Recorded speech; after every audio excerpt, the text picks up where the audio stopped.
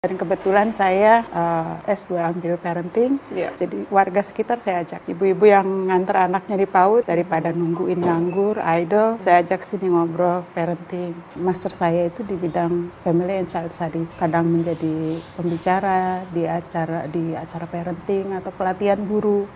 Saya ikut aktif di sekolah anak-anak. Ketika sekarang ini, ketika anak-anak sudah besar, saya bisa beraktivitas dengan ilmu yang saya punya. Saya buat komunitas yang fokusnya untuk mendidik orang tua, menjadi orang tua yang positif dengan fokus anak-anak usia dini. Ketika Mas Anies belum menjadi menteri, saya full kegiatan di masyarakat di sekitar rumah. Tapi dengan adanya jabatan Mas Anies, kemudian saya lebih masuk ke ruang publik yang kemudian saya bisa manfaatkan apa yang saya miliki untuk memiliki efek yang lebih luas. Kalau selama ini saya lebih untuk keluarga dan warga sekitar, lingkungan sekolah anak-anak, dengan posisi Mas Anies, sekarang saya punya jangkauan yang lebih luas. Jadi sebetulnya apa yang saya jalankan itu tetap seperti yang saya miliki, kemampuan saya. Cuman efeknya menjadi lebih luas. Lebih luas dan dampaknya juga lebih terasa. Dalam waktu yang sama, Bu Ferry juga ikut terangkat kan profilnya kan, mau tidak mau tanggung jawabnya kan juga lebih luas. Nah, tapi seberapa besar, kan ada orang yang helicopter parent yang selalu melihat PR harus dikerjakan, dan nanti kalau besar jadi dokter atau jadi lawyer atau seberapa besar ininya parentingnya yang mengarahkan supaya si anak itu menjadi sosok yang diinginkan. Saya lebih fokus pada pengembangan kepribadian anak-anak menjadi manusia yang matang, yang mandiri. Jadi tentang pemilihan profesi, minat studi itu kita serahkan ke anak-anak, dan itu tidak kemudian jadi begitu saja, tapi dari sangat-sangat dini, dari usia dini kita tanamkan itu. Contohnya dengan yang terakhir, yang paling kecil, Ismail, bagaimana menerapkannya dari usia dini sehingga tumbuh berkembang ya sesuai lah dengan teori-teori yang Bu Ferry pernah pelajari.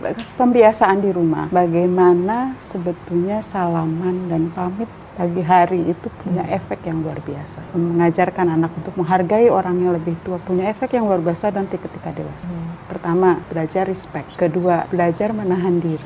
Yang ketiga, maksudnya dari segi emosi juga. Iya, artinya menghargai orang tua itu pelajaran untuk bagaimana dia bisa posisikan diri di masyarakat. Kalau dia sudah terbiasa menghargai orang tua, respect other, itu kan kunci ketika dia bisa bersosialisasi di luar. Social skill itu ditanamkan awalnya dari rumah. Kebiasaan menerima tamu, kebiasaan kalau ada tamu ikut menemani, ikut salam. Jadi ketika dia di rumah tahu cara memposisikan diri sebagai anggota keluarga, maka ketika di luar dia akan tahu cara memposisikan diri dalam masyarakat. Nah, jadi pembiasaan sederhana di rumah, selain juga yang lebih utama adalah cinta, bahagia. Anak itu perlu bahagia, perlu kasih sayang dari orang. Nah, itu yang kunci dari parenting dalam keluarga yang nantinya menumbuhkan anak-anak.